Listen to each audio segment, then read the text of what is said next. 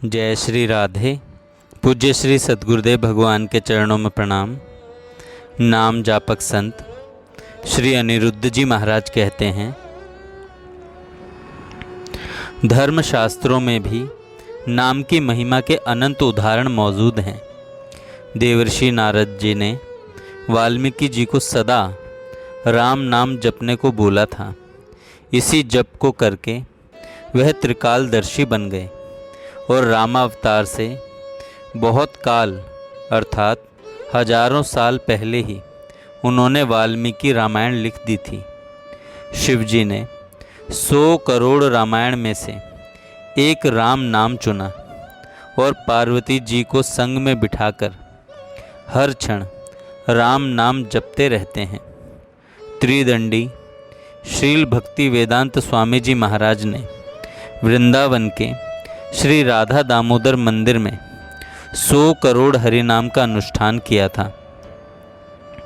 नारद पुराण में नारद जी कहते हैं कि कलयुग में भगवत प्राप्ति का साधन एकमात्र हरिनाम ही है।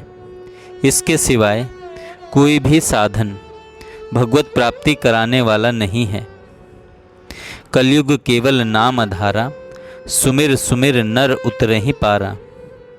नहीं कलि कर्म न भक्ति विवेकु, राम नाम अवलंबन एकु। केवल हरि नाम जपो, हरि नाम से उद्धार हो जाएगा।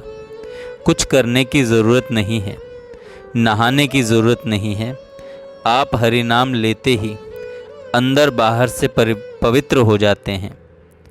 आप हरि नाम लेते ही अंदर बाहर से पवित्र हो जाते हैं और नाम में मन लगे चाहे ना लगे तब भी भगवत प्राप्ति हो जाएगी, वैकुंठ प्राप्ति हो जाएगी। तभी तो कहा है, भाव कुभाव अनख आलस हूँ, नाम जपत मंगल दिसि दस हूँ। बिना मन लगाए जप से ही जब 10 दिशाओं में मंगल हो गया तो वह तो स्वतः ही वैकुंठ में पहुँच गया। हरि नाम सदा जपते रहना चाहिए। इसके अनेक उदाहरण हैं। हरि भक्ति विलास में स्पष्ट लिखा है कि यदि जल्दी जल्दी में नाम अधूरा हो, खंडित हो, तो भी कोई नुकसान नहीं है।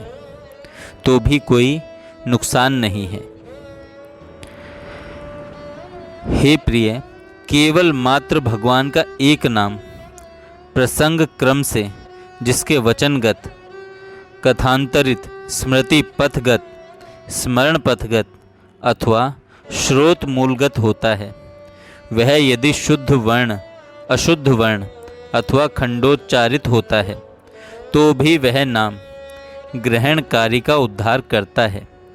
यह सत्य है।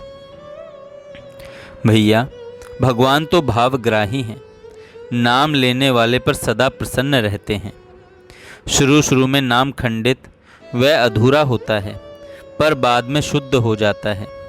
जिस प्रकार कोई शिशु तोतली बोली में अधूरा बोलता है तो क्या उसके माँ बाप नाराज हो जाते हैं? इसी प्रकार भगवान तो हम सबके माँ बाप हैं, वह हमसे कभी नाराज नहीं होते। वे तो प्रसन्नता की मूर्ति हैं। हम अनुभव करते हैं कि जब शिशु बड़ा हो जाता है तो अपने आप शुद्ध बोलने लग जाता है। ऐसे ही अभ्यास होने पर साधक भी शुद्ध हरिनाम करने लग जाता है। भगवान नामाभासी को भी नरक में वह 84 लाख योनियों में नहीं भेजते। यद्यपि नामाभासी में भी नाम अपराध है, तो भी भगवान उसे वैकुंठ देने के बाद संबंध ज्ञान प्राप्त करने हेतु किसी भक्त के घर में जन्म दे देते हैं। जैसे किसी के 4 लड़के हैं, एक नालायक है, तो क्या माँ बाप उसे त्याग देते हैं? माँ बाप उसे नहीं त्यागते, उसे समझाने की कोशिश करते हैं। उसी तरह भगवान भी दोबारा जन्म देते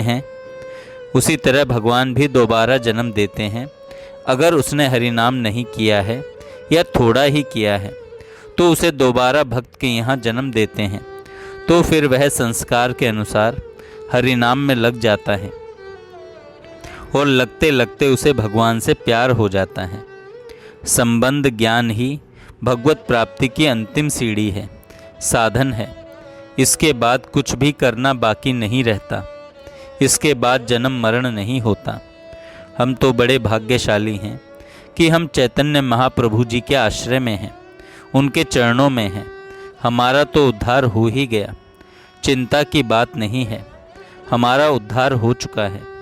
इसका प्रत्यक्ष उदाहरण नारायण के द्वारपाल जय विजय हैं। उन्होंने सनकादिक के चरणों में अपराध कर दिया था।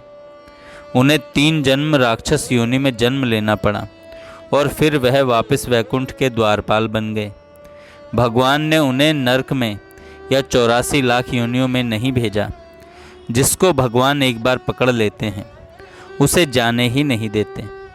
जैसे चीता है, वह एक बार किसी को पकड़ लेता है तो उसको छुड़ाने में वह टूट जाएगा, लेकिन छोड़ेगा नहीं। भगवान भी अगर किसी को हरि नाम के द्वारा पकड़ लेते हैं तो फिर उसे छोड़ते नहीं। समय लग सकता है, जन्म हो सकते हैं, लेकिन उसको छोड़ेंगे नहीं। इसका निष्कर्ष यही निकलता है कि भगवान का नाम लेने वाले का स्वप्न में भी अमंगल नहीं हो सकता। उनका मंगल होने में देर हो सकती है पर अंधेर नहीं। देर हो सकती है पर अंधेर नहीं। हरि नाम से अमृत बरसता है। अमृत बरस गया। जैसे एक घड़े में शराब रखी है और उसमें आप गंगा जल डालते रहो तो शराब निकल जाएगी और गंगा जल रह जाएगा। ऐसे हरि नाम से अमृत भर गया और जहर निकल गया। माया का जहर काम, क्रोध, लोभ, मोह, मद, मात्सर्य, ईर्ष्या, द्वेष, यह सब अवगुण हैं। यह अवगुण तो निकले और सब सद्गुण आ गए। अच्छी चीज़ आ गई, बुरी चीज़ निकल गई। यह सब कैसे हुआ? केवल हरि नाम से, केवल हरि नाम से। मैं भी तो एक साधारण गृहस्थी हूँ, बस एक हरि नाम ही तो जपा है। हरि नाम में पूर्ण निष्ठा है। पूर्ण निष्ठा होनी चाहिए हरि नाम में, तभी जाकर आपको भी सब कुछ मिल जाएगा। जपने वाले का 10 दिशाओं में मंगल हो जाता है। इस प्रकार माता पिता जब तक अपने पुत्र को अच्छी तरह पढ़ाई लिखाई कराकर, ऊंची शिक्षा देकर या PhD आदि करवाकर पास नहीं करवा देते, तब तक वह उस पर बेपरवाह होकर पैसा खर्च करते रहते हैं या नहीं, क्योंकि पढ़ लिख कर वह अच्छी जगह चला जाएगा। कोई भी माँ बाप यह नहीं चाहता कि उसका बेटा अपनी पढ़ाई बीच में ही अधूरी छोड़ दे। वे तो यही चाहते हैं कि उनका बेटा अपनी पढ़ाई पूरी करके अपना रोजगार प्राप्त करे। इसी प्रकार भगवान हमारे माँ बाप हैं, सबके हितैषी हैं। जब तक संबंध ज्ञान प्राप्त नहीं कर लेता, तब तक भगवान उसे कई युगों तक वैकुंठ में वास कराते हैं। फिर संबंध ज्ञान उत्पन्न कराने के लिए उसे अपने किसी भक्त के यहाँ जन्म देते हैं। भगवान भी कसर नहीं छोड़ते। जो उनकी शरण में चला गया उसको ऐसा पकड़ते हैं कि पकड़ छूटती नहीं। गोलोक धाम में ले जाकर ही रहते हैं। बचपन से वह भक्ति में लग जाता है और भक्ति में आगे बढ़ता रहता है। उसे भक्त माँ बाप का सत्संग मिलता रहता है और शुद्ध हरिनाम करने का अवसर मिलता रहता है। यह तो संसारी माँ बाप ही है और वह तो अलौकिक माँ बाप हैं। वह तो सदा के माँ बाप हैं, अमर माँ बाप हैं। वह उसको कैसे छोड़ेंगे? बिल्कुल नहीं छोड़ेंगे। इसलिए हमको तो खूब आनंद में होना चाहिए कि हम भगवान के प्यारे हो चुके हैं।